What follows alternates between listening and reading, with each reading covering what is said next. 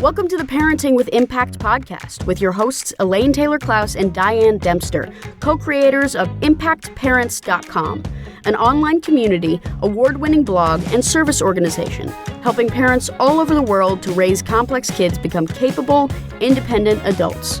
Elaine and Diane are certified coaches with personal experience raising children with challenges such as ADHD, anxiety, and more, and extensive experience in guiding parents to raise their complex kids with confidence and calm. On the podcast, Elaine and Diane interview experts, bringing you cutting-edge information about your child's challenges, teach you real-life strategies to create lasting change, and demonstrate how coaching can guide you to parent your complex kids, one conversation at a time. For the essentials of Elaine and Diane's coach approach to parenting, download a free tip sheet at impactparents.com/podcast. Welcome back, everybody, to another stunning conversation in the Parenting with Impact podcast. I am thrilled to have you here, and I'm thrilled to welcome our guest, Patricia Madsen, who is an expert in improv. And she's here because I had the privilege of being in a workshop with her as part of a leadership group that I'm part of as a coach, because as coaches, we're always still getting coaching, right? Mm-hmm. And after this session she did with us on improv, I was so struck by how many improv tools we actually teach at Impact Parents as part of our coaching framework, because there's a lot of overlap between early coaching and improv. And I was so taken by it that I asked her if she would come on the show and have a conversation with me about parenting as improv. So, Patricia, thank you for being here. I'm so excited for this conversation. You're welcome. I'm delighted to be here. And it strikes me that parenting is the ultimate improvisation. Nothing prepares you for it. You can't, no matter what kind of a plan you have, you're going to be improvising. So it's an ideal setting to test out some of the things that help improvisers on stage make things happen. Right. It is the ultimate improvisation, because you think you know what's going to happen, and then you have a kid and then everything changes. And that's whether you have a complex kid or not. Right. Yeah. It doesn't really matter. So tell us a little bit about what you do in terms of improv and how you came to be doing it. Great.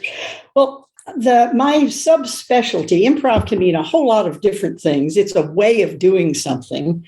And most people, you think of the word, they think of improv comedy. Whose line is it anyway? Or even jazz music or something like that. Or that you improvise when you can't do better. It's sort of a whatever strategy.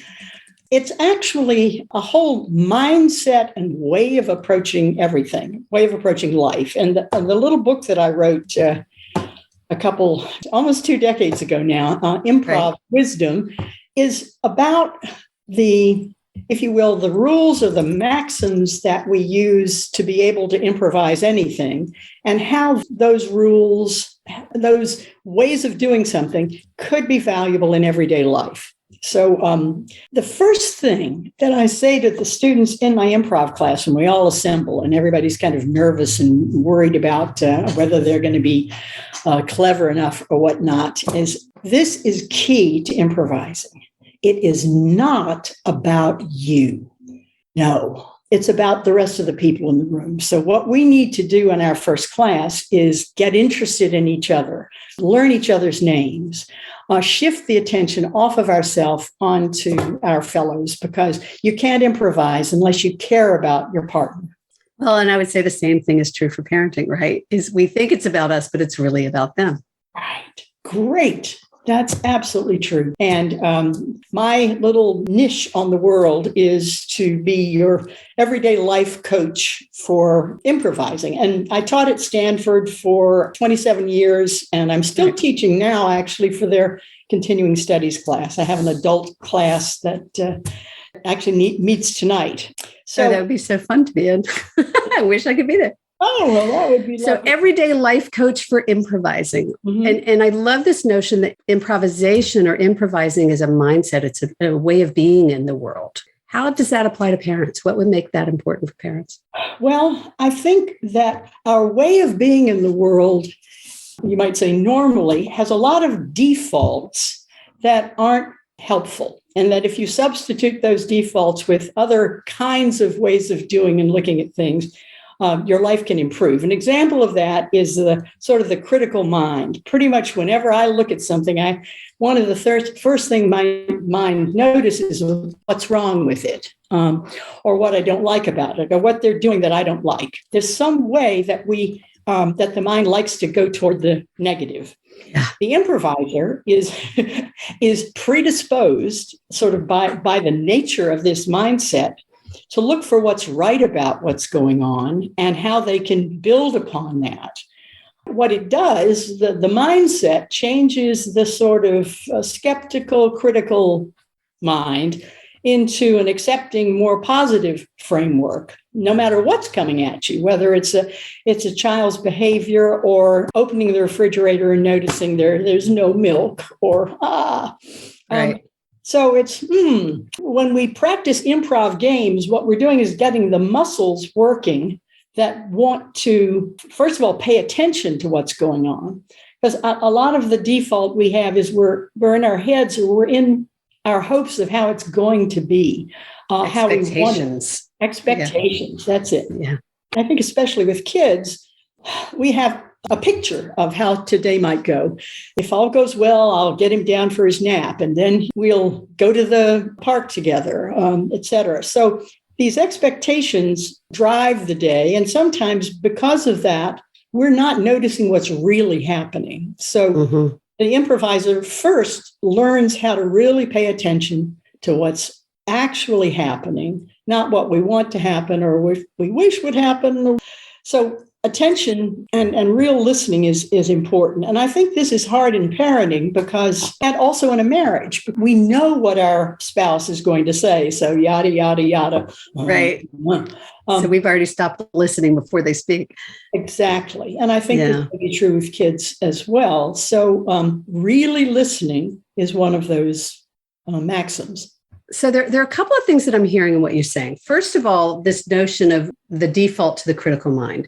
I want to be clear that we're not judging that as wrong, because, having an analytical mind can be a great asset in many aspects. A lot of us use that in our work in different ways. So it's not that it's wrong to have a critical mind. What I'm hearing you saying is that it's also important to exercise the muscle of looking for the positive, looking for what's right, instead of also always looking at what's wrong. I think it can change everything. And you're absolutely correct that the critical mind is how, if you will, nature and the caveman made it. We needed to be on the alert for wolves that were going to come and eat our prey and whatnot. So that sort of critical, fearful, what's going to happen is built into our DNA. And it's useful too, because there are times when that awareness is essential to survival even. But we don't exercise the muscle of yes when that default, I don't know, let's see, is what we're running with. So when we play improv games, the rule is you have to say yes. You have to agree on whatever's in front of you. Okay, so we're throwing the cereal all over the floor. All right. We're having a food fight now. Okay. Yeah. I don't really like that, but there's some way in which that becomes the reality. What can I do with it? And I tell a story in the book about a parent who took an improv class, and we were practicing saying yes to everything, because you have to do that in order to get a story going. Right. And she said, recently my 4-year-old daughter came into the kitchen. I was cooking, and she said, Mommy, there's a monster in my room. And she said, normally my sort of good parenting mind would have said, no, darling, there's no monster. You're okay. And basically giving her dismissed it. A reality check. And she said, well, because of the improv class, I said, there is. Oh, let's go see. And I went with my daughter into a room, and we had this magical experience where we encountered the monster and we wrestled him to the ground, and we played together around this a fantasy that came out of her offer of there's a monster. So I discovered that there are a couple of ways to respond in a parenting situation. And one of them might lead you into some kind of exciting interaction. Not always so, but I think you see the point there. Yeah. Well, so, oftentimes when things don't go the way we expect, and in our work, we do a lot of work around triggers and trigger management. And we say that the gap between expectation and reality is where the triggers lie, right? Yeah. That's where people get frustrated and they get triggered and upset. And so what I hear you speaking to is that in that gap, we have a tendency to be frustrated, and we can choose to say, okay, let's look at the reality and play with it or dance with it or reframe it or something. Exactly. Yeah. Yeah. There's a real quick improv 3-phrase thing that's helpful. This is all of improv in 3 phrases. Let go, notice more, and use everything. Love that. And so the let go is letting go of this. I want it to be different. He or she's not doing, or what she's doing is unacceptable, or is not going to work, or whatever. I have to let go of that expectation, as you say. All right. And then notice more what is happening. And let's use everything. We can often find some little thread in the tantrum or in the thing that's happening that we can mine to help us move to something else. But to do that, you have to stop by not trying to stop it. Right. Right. So the first thing that happens is this isn't going the way I want. It's got to stop. And so what I hear in let go is first, let's stop stopping it. Stop stopping it. Right. Right. Yeah. And that's a challenge, I'm sure, because it can be. Yeah. It's human nature to want to stop the screaming or whatever is going on that's problematic. I say at that moment where I say, let go. So that's very nice to say. Easy to say. Yeah.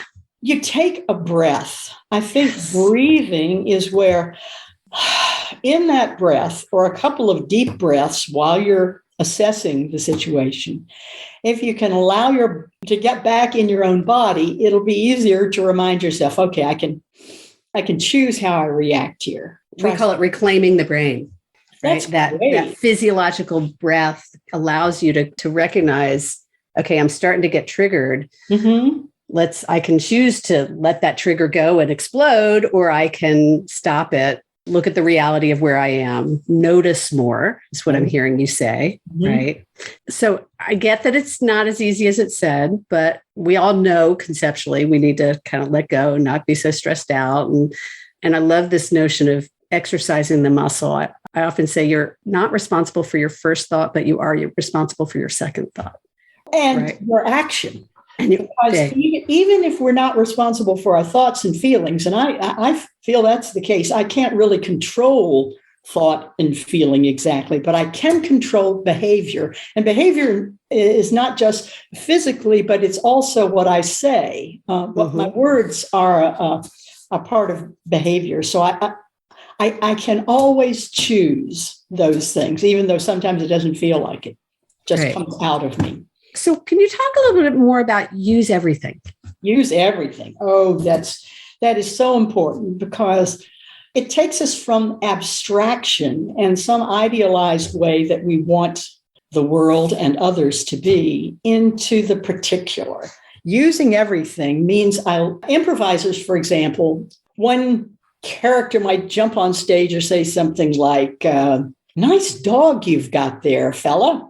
And a bad improviser would say, that's not a dog, that's my wife, and get a laugh. And the whole interaction ends. So, shuts down. Yeah. Yeah, it shuts it down. Where do you go from there? Gone.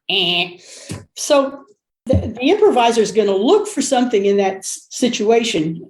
The content right now is a person saying, I've got a dog. And they might look at how they're standing and notice that they're holding the animal on a leash. Are you taking him to a dog show? Well, as a matter of fact, I am.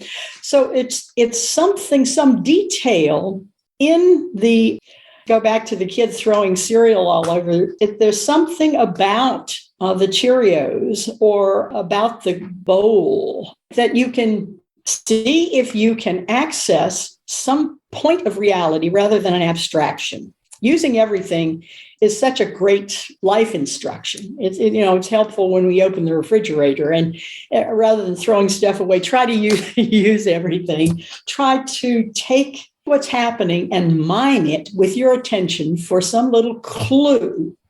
And I can't tell you what that is. The using everything is where our real creativity, I think, comes into play. And we all can figure that out. So I'm going to play devil's advocate a little bit. Okay. Because a lot of parents listening to this podcast have attention issues. And their kids have attention issues and the parents have attention issues. And so there's some people who heard you and just went, but that's my problem. I have trouble paying attention. Right, yeah. And that's not to say that it's not still sage counsel. And so if the goal is to shift from what did I think was going to happen to what's happening now, do you have any tricks that could help parents do that, be present to that moment of paying attention and listening? Well, you're right that it's an issue, and it's an issue for all of us, especially now where we've got phones with little red things that are beeping and stuff coming on the computer and the doorbell ringing, and our attention is being savaged, if you will. So even the healthiest of minds have trouble with attention. Again, I don't mean to sound simplistic, but going back to the breath, if you notice you're not paying attention, that's the first step, is noticing that your attention's out of control. If you can notice that, take a breath and look around at something physical. But right now I'm at my desk and I'm noticing that there are 3 holders that have got pens and stuff in. Those bring me back into this physical reality right now. If you can look around and not just let the emotion sweep you away, but notice I am in my kitchen. Sometimes you can talk to yourself. I'm in my kitchen. I'm looking at Sam. He's got on a blue shirt. Okay. To somehow connect with the here and now. I mean, it is so. I love that. Yeah. Actually, what comes up as you're saying that in the realm, and there's a whole realm of coaching called positive intelligence that we do some work with. And in positive intelligence, we're helping people reframe their mind effectively, rewire their brain with tiny little 10-second mindfulness exercises, but they're not conceptual mindfulness, it's sensory. Yeah. And what I just heard you say is, I see, this is a tool we teach in behavior management, is to identify the senses. I smell, I see 5 things. I hear 4 sounds. And identify. I can touch 3 things. To connect to the senses is a way to ground us back to reality. And I think there's an even more potent tool that after I see, I've got a Tiffany lamp here. And I'm grateful that lamp is giving me light and the electricity is working. So there's a step beyond just observation where we take our notice of how things are and take it to the level of understanding that we're receiving benefit all the time. Love that. That there's a chapter in the book called Wake Up to the Gift. And it gives us the metaphor that everything that comes at us is a kind of a gift. All right. Yeah, that yada, yada, that's not in my house. That was no gift. But there's yet another learning experience. Just what I want. Right. That's what I want. But if you stop, you can find the value, find that you are receiving despite the moment that's going on right now.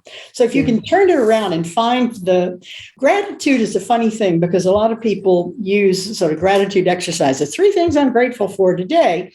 And when we do that kind of an exercise, it's often about the things I like. The 3 things I'm grateful for today is I have a warm bed to sleep in, and I'm grateful for the coffee, etc. Right. But we aren't bringing into that query things that serve me that I don't necessarily have an opinion about. Or may not like. And a good example is the surly waitress who forgets to, top up my coffee and who just seems to be having a bad day. I can just remember her as an unpleasant waitress. Or I can remember that she's the person that brought the food that I get to eat and be nourished and live. Aren't I lucky that even having a bad day, she's helping me out?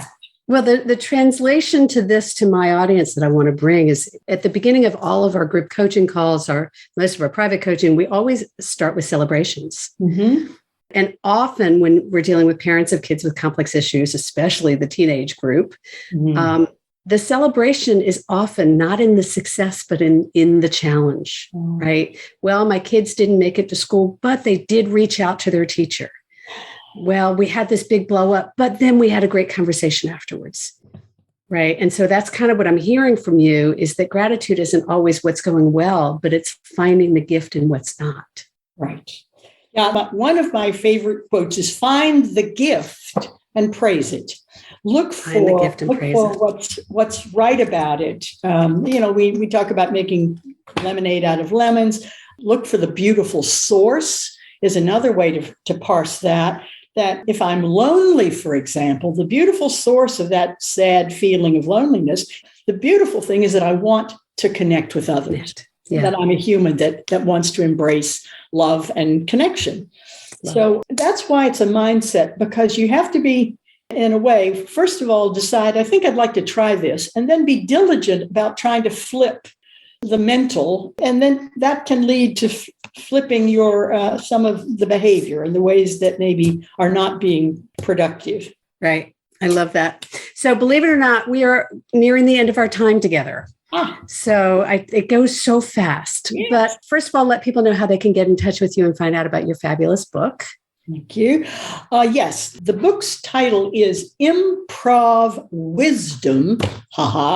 Don't prepare, just show up. And if you can remember Improv Wisdom, it's available everywhere. It's in 9 languages, and it's an ebook and an audio book. If you haven't got time to read, you can hear me blather on with it. 13 max, very short book, not a lot of words. And there's a website, improvwisdom.com. So we'll put that in the show notes, and we're also have added the book to our reading carousel, and we'll put a link in there as well. Great. Yeah. Thank you for that. So before we wrap up, is there anything else you want to share with our listeners, or something that you hope parents will take away from today? Yes. My quote of the week it's a Dalai Lama quote: never resist a generous impulse. And if you take that word generous to mean anything you think of that you might do that's good or constructive, I mean, a generous impulse might be to pick up some trash. A generous impulse might be to call that maiden aunt.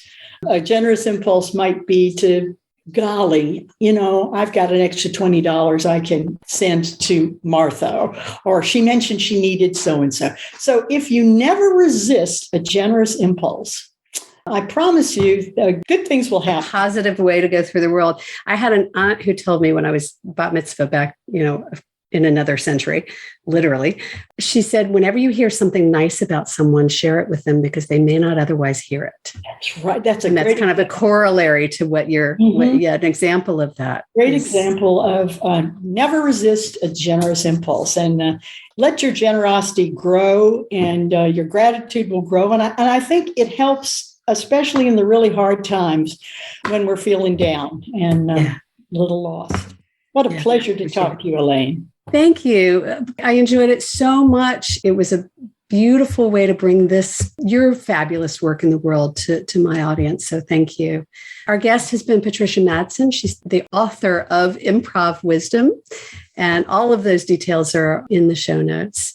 And I really appreciate the opportunity to bring this conversation, because when I first became a coach, what I learned was that the framework for coaching came out of the world of improv, and that there's a lot of correlation there, because there was this group of actors who realized that they were communicating differently in the world and began to kind of articulate that in the coaching framework. So I've always done, as I became a coach, improv has always been kind of embedded in it. And so I really appreciate the opportunity to bring this overtly. We kind of do it subtly, but to really name it for what it is. So thank you for being here. Welcome. And to those of you listening, as always, thank you for being here, for what you do for yourself and for your kids. Thank you for seeking the positive framework and trying to shift the mindset to change the outcomes for your kids. What you do makes a difference. See you next time, y'all. You've been listening to the Parenting with Impact podcast with Elaine and Diane. For more information on the Impact Parents community or to join Sanity School for Parents, please visit impactparents.com. If you like what you've heard, please share this podcast with friends who need similar guidance and subscribe wherever you listen to podcasts.